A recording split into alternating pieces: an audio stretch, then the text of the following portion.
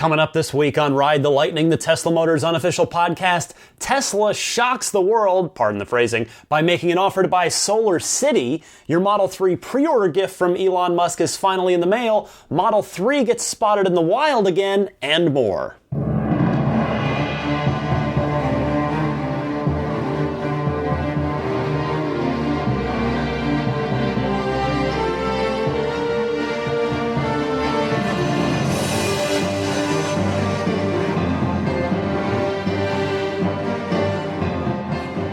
What's happening, friends? Welcome to Ride the Lightning. It's the Tesla Motors unofficial podcast. My name's Ryan McCaffrey. It's episode number 47 for June 6th, 2016. And there is so much to get to this week. A huge week of Tesla news. I don't even know where to begin, so I'm going to throw a dart at the wall as Maggie the Boxer whines that I'm not... what am I not doing, Mags? I don't know. You've got everything you need. Let's start with SolarCity.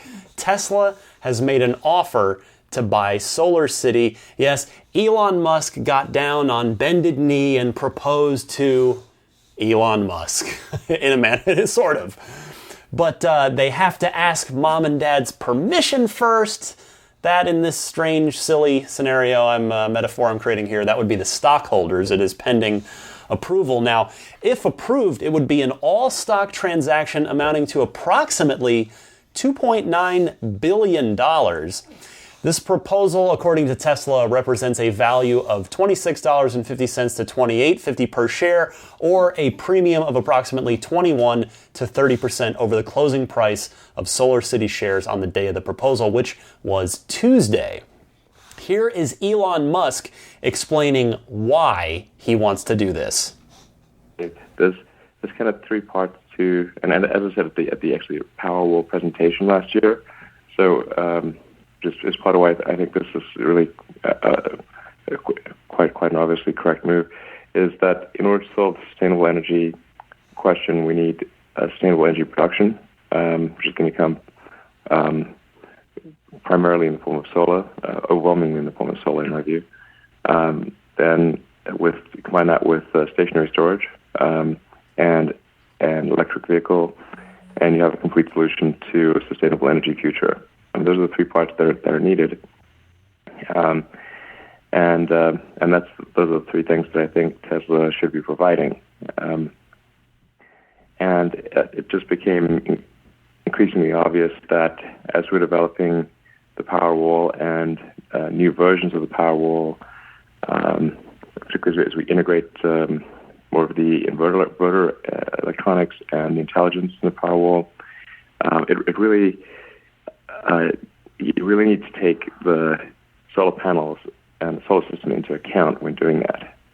Otherwise, you duplicate a lot of hardware. That doesn't work together as well. It's more expensive. The installation cost is substantially higher since you've got to put the solar Powerwall, install the solar panels. If you've got an electric car, you've got to install the wall connector and home charging system. There's potentially three visits. There's at least two visits. And then in terms of the sales process itself, when we're selling somebody the Powerwall, very often, if not almost always, they're curious about solar and want to do the same thing. So then not being able to sell them solar directly at SolarCity, at Tesla through our stores is pretty inefficient. But as you look ahead to, say, Model 3 at a $35,000 car, well, that same person at the same moment, we could sell them roughly an equivalent amount value of solar panels and a Powerwall, effectively almost doubling the sale at that time. So Elon calls it obvious. Wall Street absolutely hates this deal, and the Tesla stock, I don't know if tanked is too strong of a word, but it got hit pretty hard. It dropped about $20 or roughly 9% or so in the day after the announcement. Now, here's the thing about Wall Street. Normally I'm very obviously pro-Tesla, big believer in Elon, but I don't entirely blame Wall Street on this one. From an investor's perspective, outside of one quarter ever, Tesla's never been profitable. They're on a path to do so. They've outlined that, although the massive increase in production plans, we don't know how that's going to affect that profitability plan. But as of now, obviously the company has essentially never been profitable. And that is what investors care about. Of course, they don't care about anything else. Am I as negative on it as they are? No. But again, I'm very much a Tesla guy. I mean, I'm doing a Tesla podcast, for crying out loud. I'm a person that's generally going to lean in Tesla's direction or give them the benefit of the doubt, provided they keep earning it, which for me, they have continued to do so in their existence so far. Now, just if you take away money, just on sheer principle, this is an awesome deal. Elon, who, by the way, already owns 22% of SolarCity and has a seat on the board, would transform Tesla into a true sustainable energy company, basically in one fell swoop. I mean, I say it almost every week because Elon and Tesla say it almost every week, that remember, just say it with me in your car, wherever you're listening, the number one goal of Tesla is to accelerate the world's transition to sustainable transport. and bringing SolarCity under the Tesla roof would go a long and meaningful way to arm Tesla to do just that. A chef like Elon, remember the episode I did about Tim Urban's fantastic chefs versus cooks post on his site, waitbutwhy.com. I talked about a few months ago. The chef, Elon Musk, could really push SolarCity forward.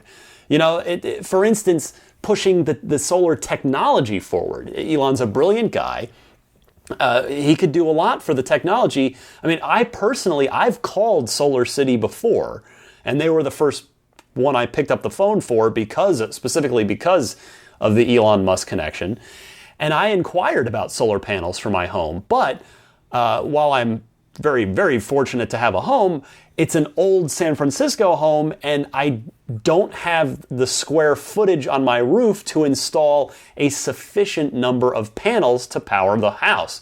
So I know I'm I'm probably a minority here in the solar situation, but I either need solar panels to miniaturize or for the existing size panels to become more efficient, or both. So, and by the way, because I'm in San Francisco, the option of moving is not on the table. So, and maybe Elon could, under his direct leadership, rather than him having just a seat on the board, maybe he could help push it forward.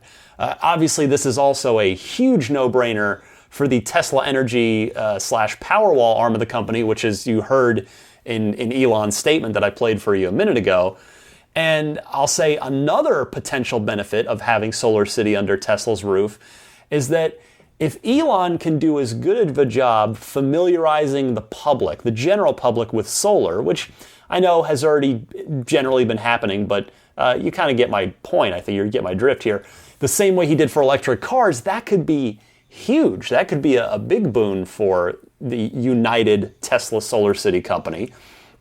But ultimately, the reason why I understand, and I'll say to an extent I share Wall Street's concern on this, is that Elon and Tesla already have a lot on their plate with Model 3 and the Gigafactory, as Maggie the Boxer drinks some water behind me, as she always seems to at some point during every podcast.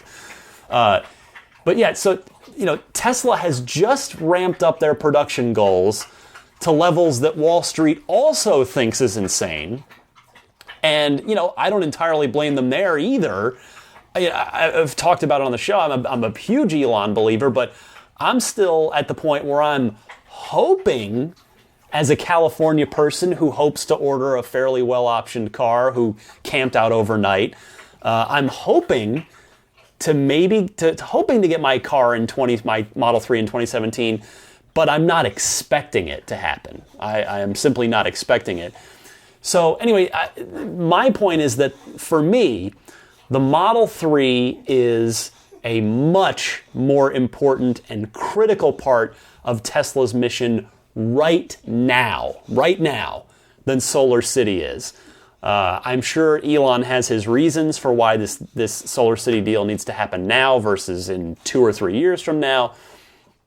But for me, it's vital that the Model 3 mission happen as quickly as possible and go as smoothly as possible.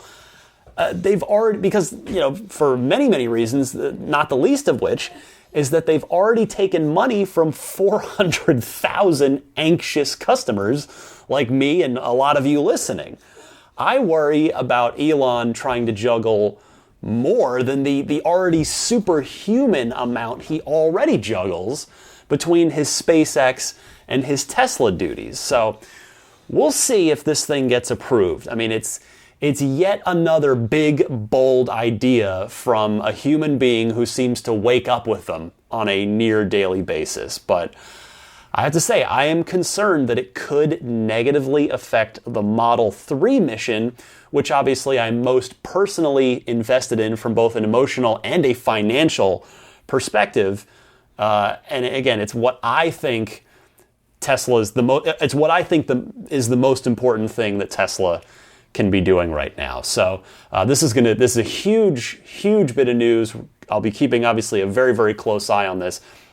I would love to hear your reactions to it because I suspect that they're all over the board. Some of you may agree with me. Some of you may think this is an absolutely terrible idea on all counts. Some of you may think it's an absolute genius idea on all counts.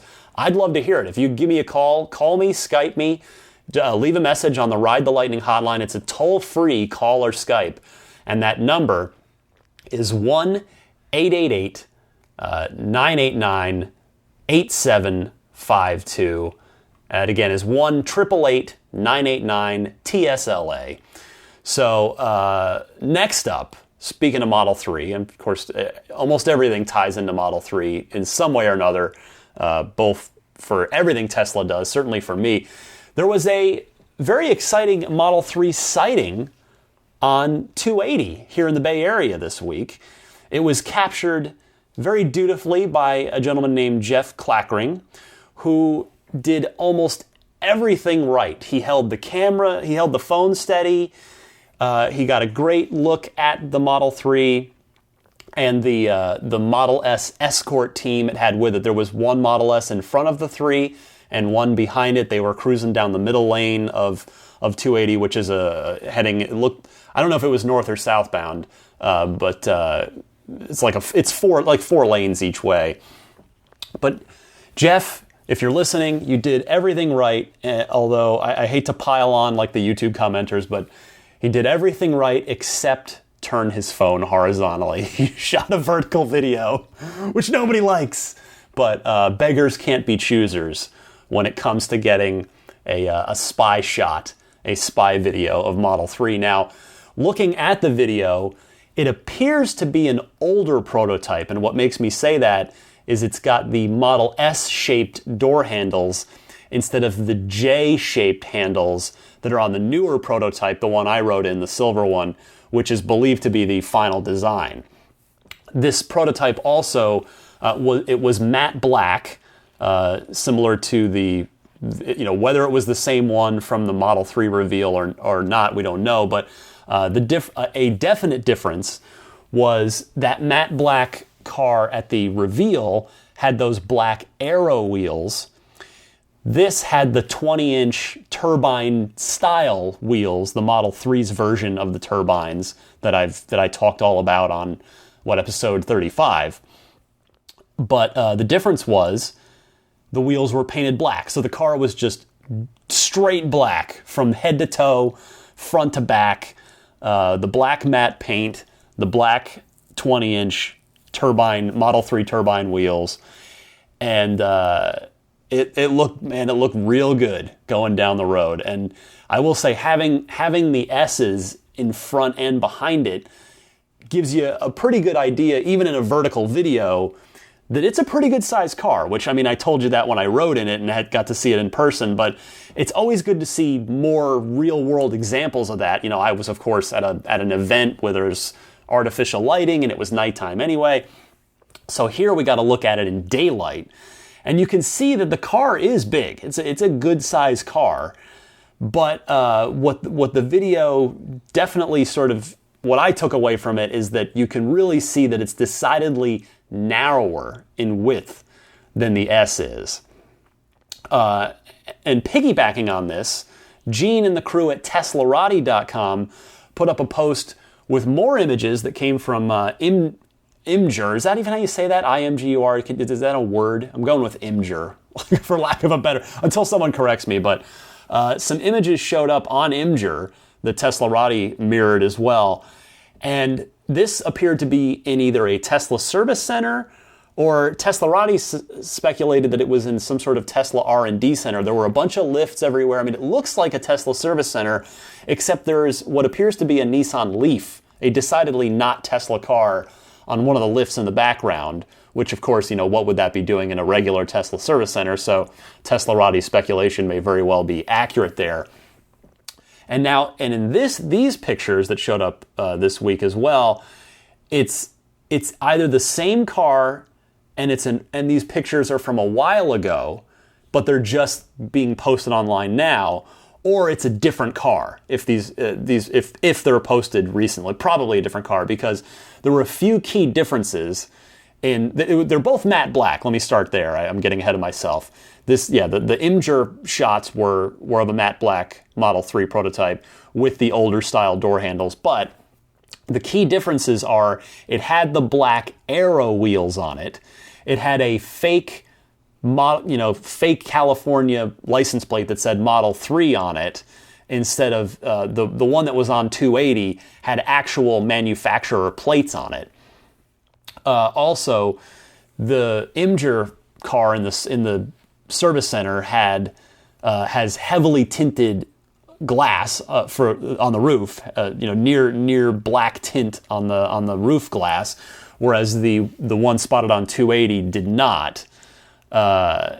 So it's possible they're the same car and it's different times, but if those Imgur shots are in fact new, then these are probably two different cars, and they might be using matte black for all the prototypes except the silver one, which appears to be the one that's sort of the real super public-facing media car, the one that, the one that they took up to the Gigafactory to let Motor Trend do a bunch of stuff with. In fact, I kept forgetting to go buy that issue of Motor Trend, because even though I already know all the information and I've seen all that stuff, I wanted to support Motor Trend for putting Tesla on the cover.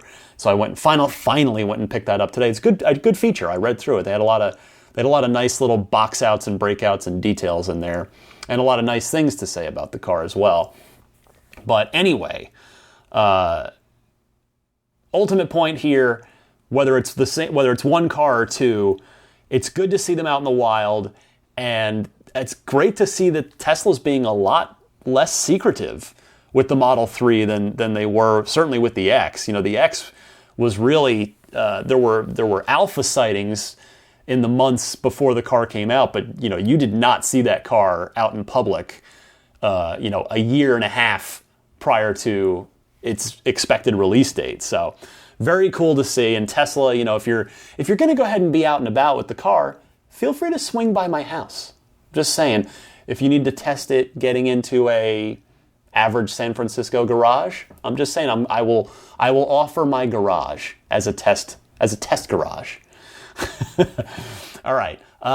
With that, I want to go to Diego in Portland on the Ride the Lightning hotline, who has a Model 3 topic to bring up. It's a little something to think about on the financial side. So Diego, go ahead. Hey Ryan, it's Diego in Portland again. Wanted to share some interesting information I uncovered or realized recently. So in Oregon, there's no sales tax, so that's a really awesome thing, right? And I was planning on organizing a road trip for when our Model 3 was ready, to travel down to San Francisco Bay Area, pick up the car at the factory, do the whole tour with the family, and potentially save myself on the destination fee. That's a $1,200 fee. But I've realized that you have to pay that destination fee regardless of where you pick up the car. So even if you go to the factory, pick it up, you still have to pay those $1,200. So in fact, the Model 3 starting price is really $36,200.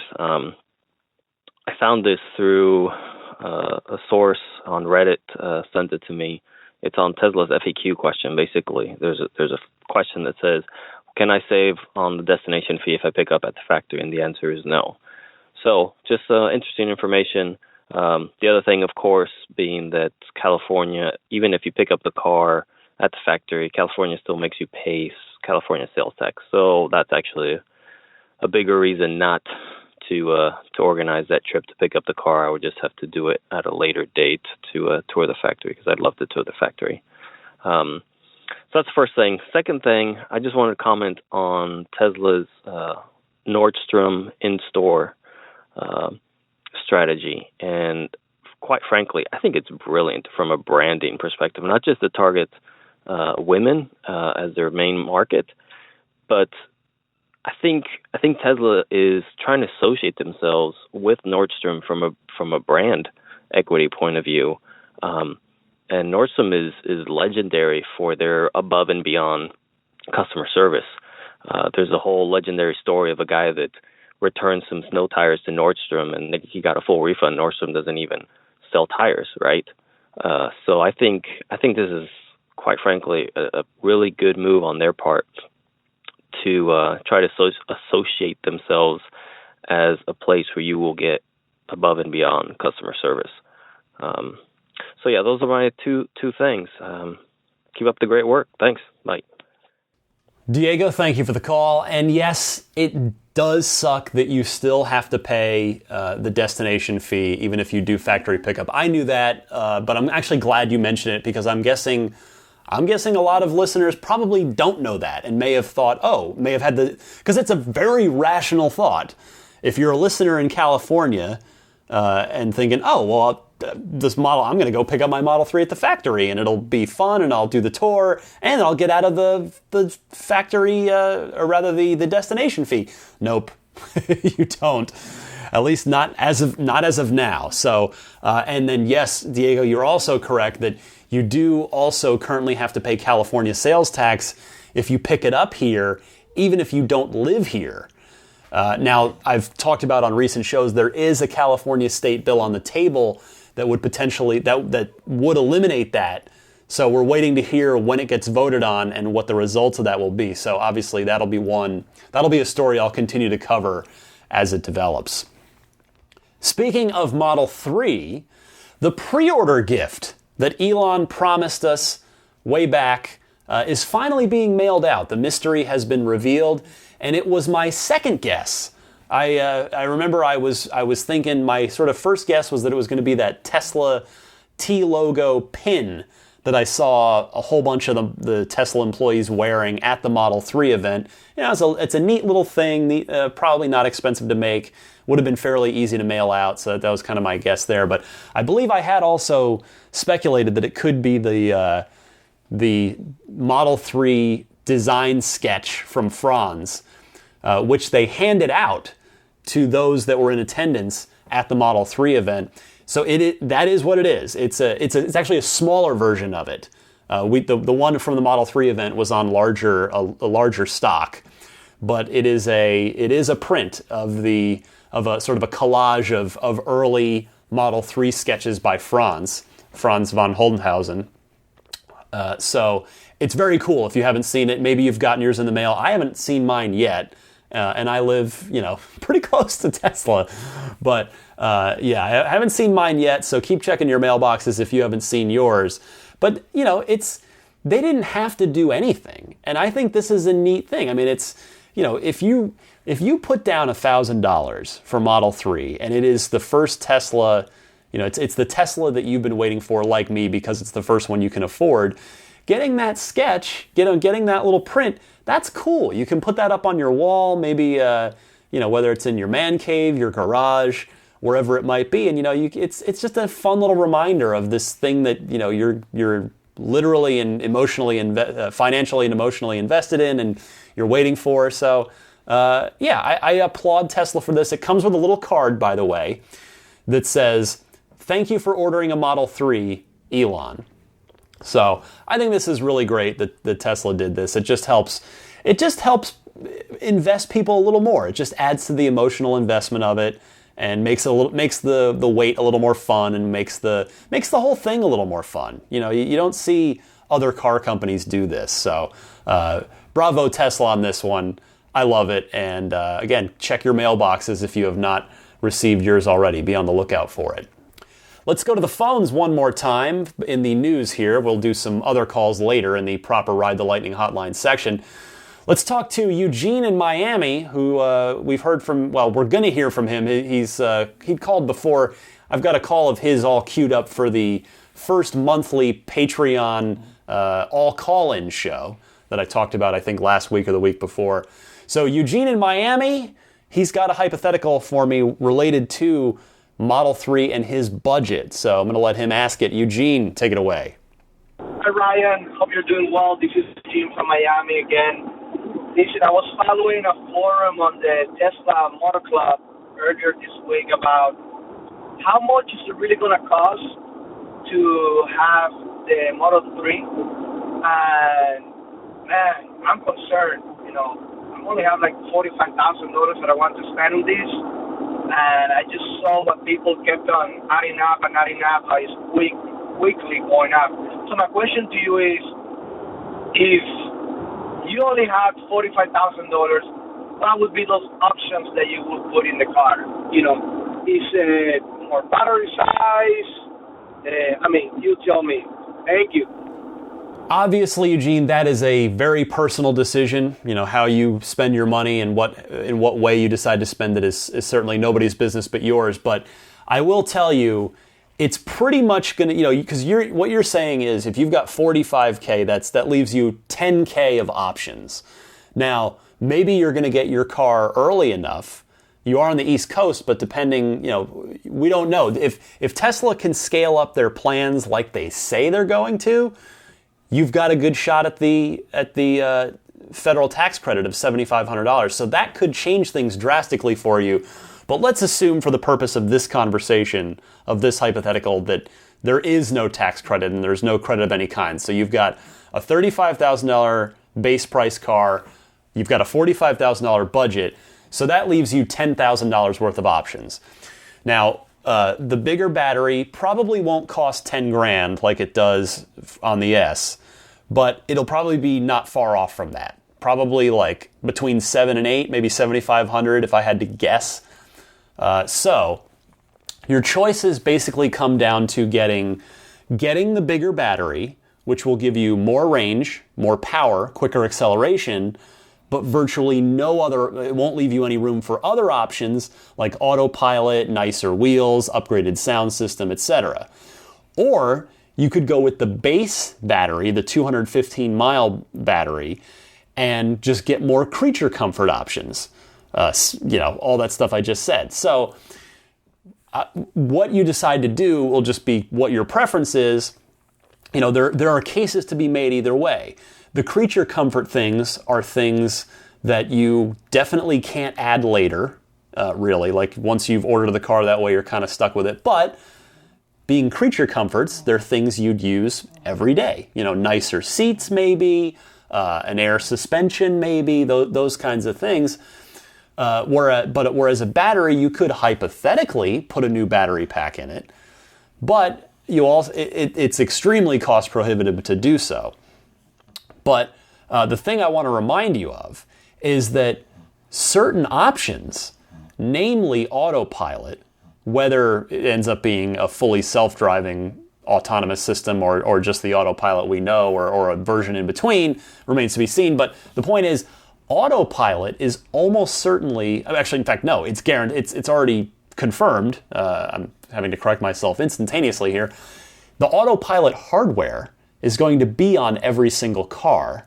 Actually, you know what? I have to correct myself again. No, the autopilot safety features are going to be on every car. They haven't necessarily said that the autopilot. Actually, no. Now good Lord, it's late. I'm sorry, folks. I'm recording the show at 12:30 a.m. because it's going to be a busy weekend. Anyway, yes. So let me circle back one more time.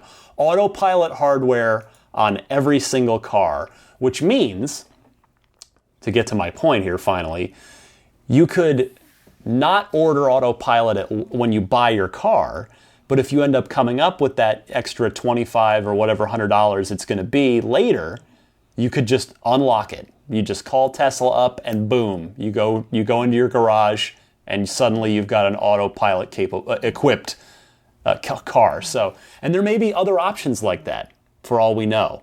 In fact, like the upgraded charger, the 48 amp charger is what, so every car, every S and X has the 72 amp charger in it, but by default it's software locked to 48 amps. And you can you just pay to unlock it when you order it, or you can pay a little more, $1,900, if you want to unlock it later. So now the charger is, I would think, a pretty low priority item in the grand scheme of things, because your home charging is probably going to be pretty sufficient. But anyway, just keep that in mind. There may be things like autopilot, potentially other things that could be built into the car and just locked, and you could pay to unlock them later once your financial situation loosens up a little bit, once you get a few extra bucks in your pocket. So bear that in mind. We won't really know for sure until the design studio opens what everything's going to cost, but hopefully that gives you a ballpark idea of what to expect. Couple more quick news stories this week before we move on to the Ride the Lightning hotline. The USS Model S, the fiercest ship that sails the flooded freeways. Yar! I don't know if you saw this week. Elon tweeted out a link to a video from a Model S owner in Russia. It's the guy's driving a multi-coat red Model S, and he fords a flooded tunnel in his Model S, and he gets out of there. No problem. The other cars are all stuck. The water is basically onto the hood. It's like kind of just up onto the hood, more or less up to the base of the windows of the car. And he just goes through it. He goes through it, and it's kind of amazing. Another vertical video, I might add. So Elon not only tweeted the link to the video, but then he follows up the tweet by saying something that only Elon can say, and that is, "We definitely don't recommend this, but Model S floats well enough to turn it into a boat for short periods of time. Thrust via wheel rotation." And then he later added, when somebody asked, he said, "Drive units and battery are sealed." So that is just crazy. It's already the safest car in the world. It's already the most efficient car in the world from an energy consumption perspective. Well, virtually. I guess the Leaf is technically more energy efficient, but it's one of the most efficient cars in the world. It's potentially, if you order the right car, it's one of the quickest accelerated cars in the world. And now it's a boat. It's a boat on top of all of that. Obviously, nobody should seek this out. And I'll tell you, I'd have to imagine that you would void the heck out of your warranty if you were in that situation or if you tried that. But it's really cool to know that if you were somehow to find yourself in a jam like that in a Model S, you've got a chance to get out safely, to get your car out without it completely flooding and without you having to be rescued. So just a wild, crazy, only in Tesla, only in the Teslaverse could this happen. Oh man. Finally this week, Model X. For those of you keeping tabs on Model X, I know I love keeping tabs on the Model X because I'm completely in love with it, with those falcon wing doors, and by goodness, that windshield. If you get a chance, because I'm starting to see more and more X's around here in the Bay Area, so hopefully they're starting to show up in your area as well.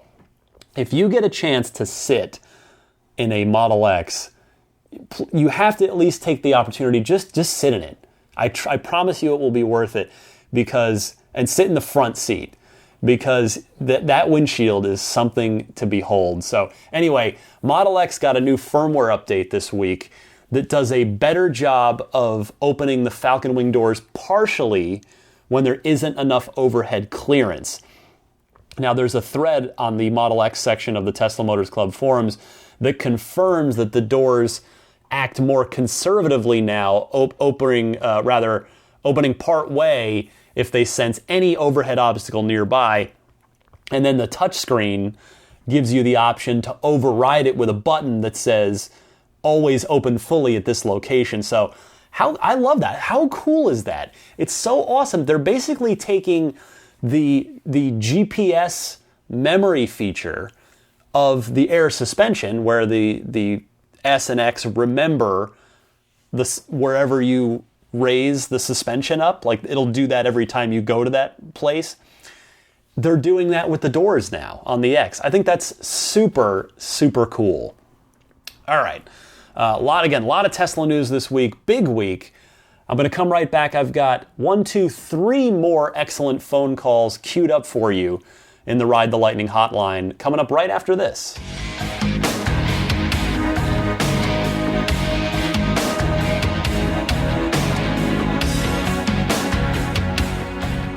All right, friends, I could use some new calls in the Ride the Lightning hotline. The large stash has been whittled down. A lot of them have been allocated, a lot of the extras have been allocated over to the first Patreon bonus show, the all call-in show that's coming up. In fact, I guess I need to do that next week. I'll make sure that happens. So keep your calls coming. If you've got questions, comments, discussion topics, again, I figure a lot of you probably have opinions on the SolarCity situation. I'd be curious what you all think of the pre-order gift, your Model 3 sketch poster print thing when you get that in the mail. So give me a call anytime. It's a toll-free call or Skype, 1-888-989-8752. Just try to keep your calls to 2 minutes max, ideally closer to 1 minute. Then it just helps keep the show moving a little bit smoother. It saves me from having to edit them down too, which I really appreciate.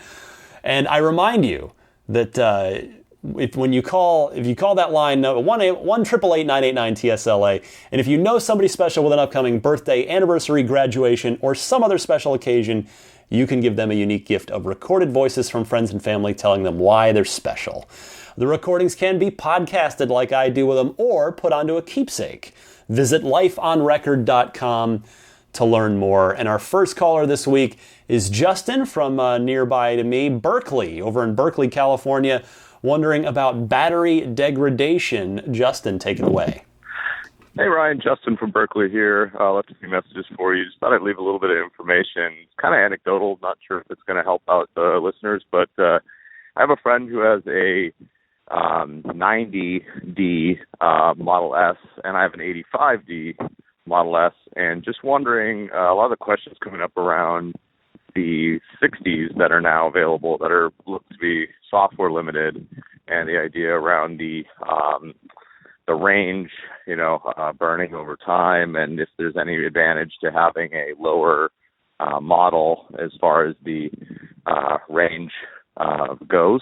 And it's interesting because my friend who has the 90 has reported that he has seen some range degradation over time, and I actually have seen little to no range degradation. I started off at 90% charging when I bought the car, getting 241 miles, 242 miles at the 90% charge, and to this day, which is about 7 or 8 months later, still getting exactly 241 or 242, whereas my friend has reported some degradation from his 90D, down. So just wondering if that leads to the, what everybody's describing as the possibility of, lower battery being software limited, not seeing as much degradation over time because it's actually using the range that's already there. So anyway, kind of a long-winded way to describe that. Don't know if it's exactly true or not, but just kind of reporting what I've seen.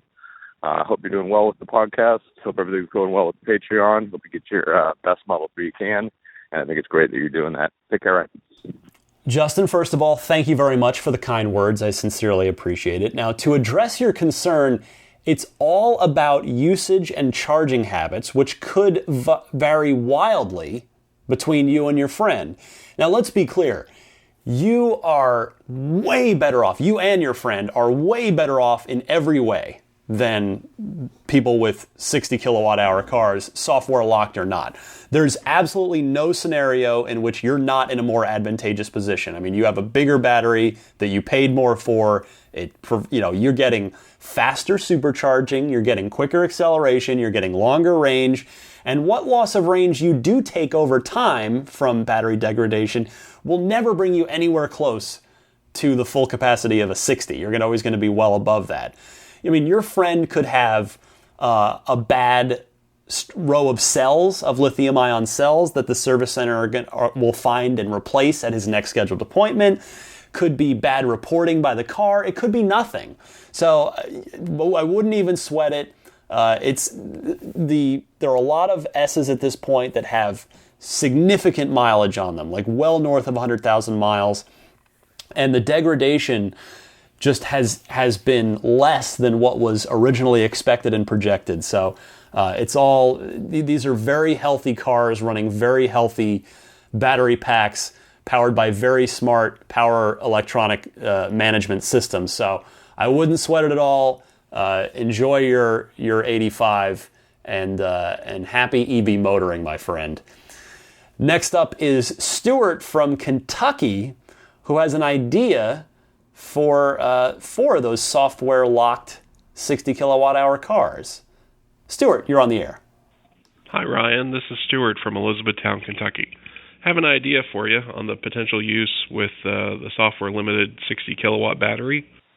As many customers that are not common electrical vehicles come into the owners group, one way to possibly help minimize bad press about drivers running out of power could be to allow the Tesla to create a style of emergency reserve mode.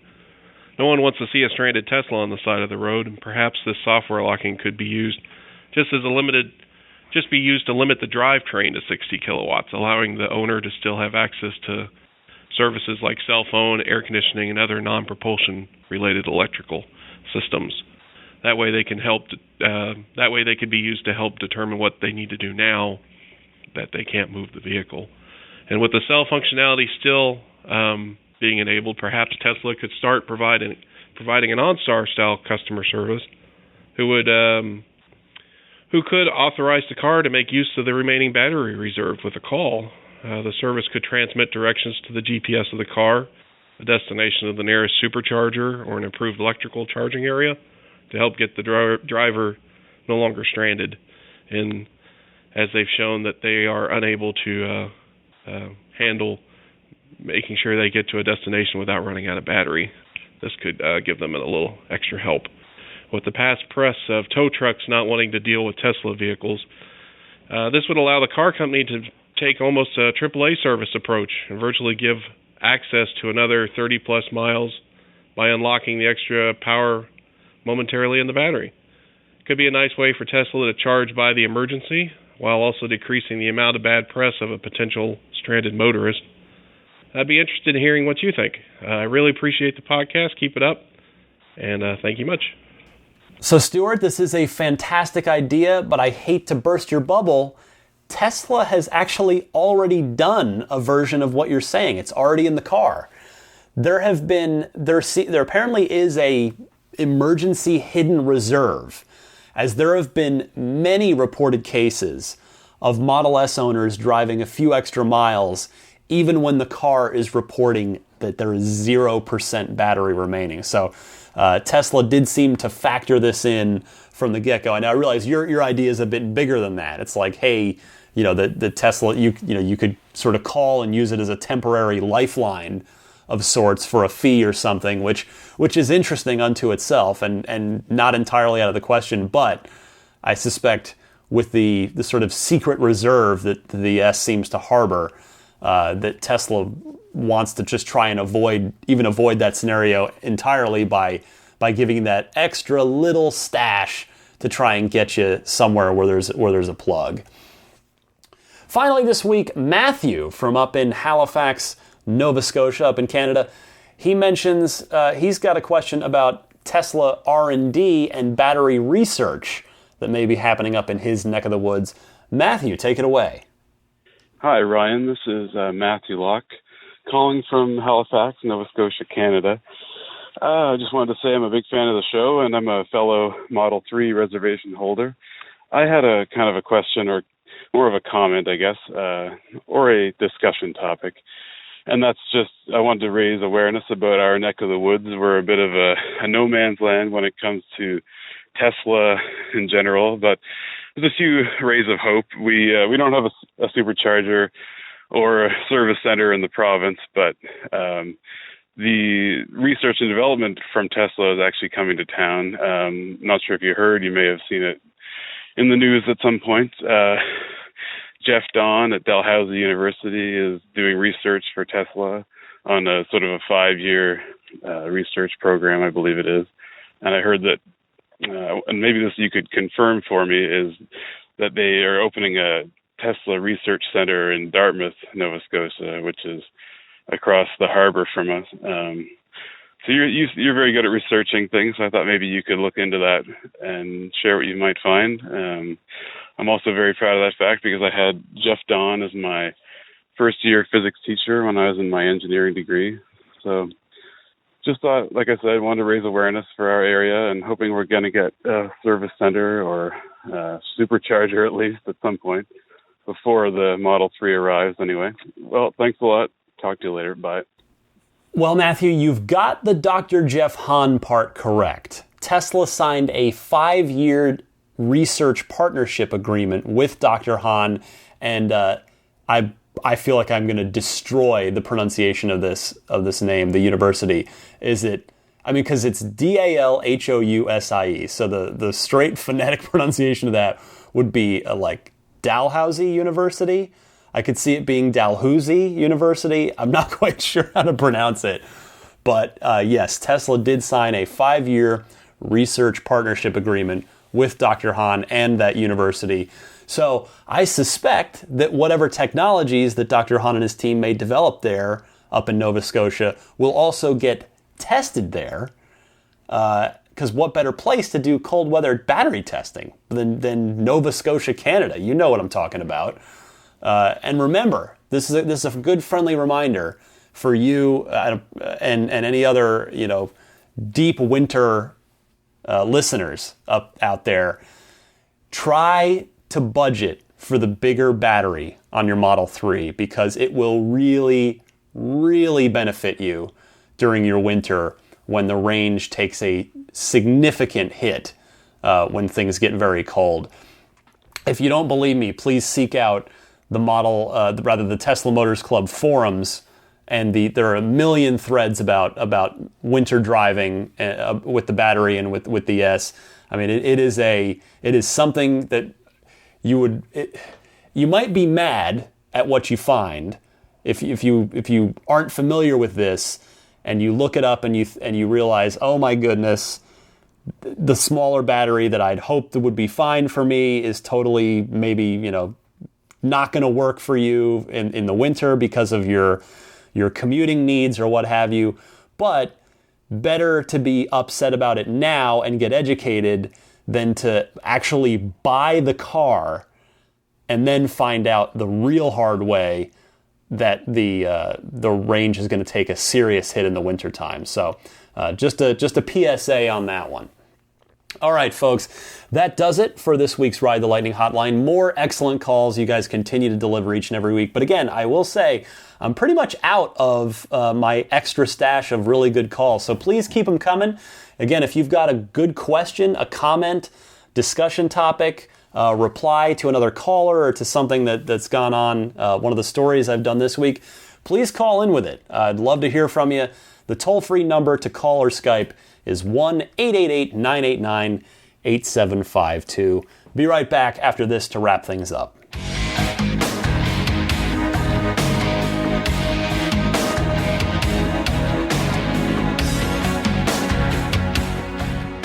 All right, before I go, I would like to thank everybody who's contributed to my Patreon so far. I sincerely appreciate your support for what I'm trying to do with this podcast. Every little bit helps. It's just it really, really, really helps. I thank you so much. And if you haven't taken a look at the Patreon page, I would be very grateful if you would at least take a look and consider pledging.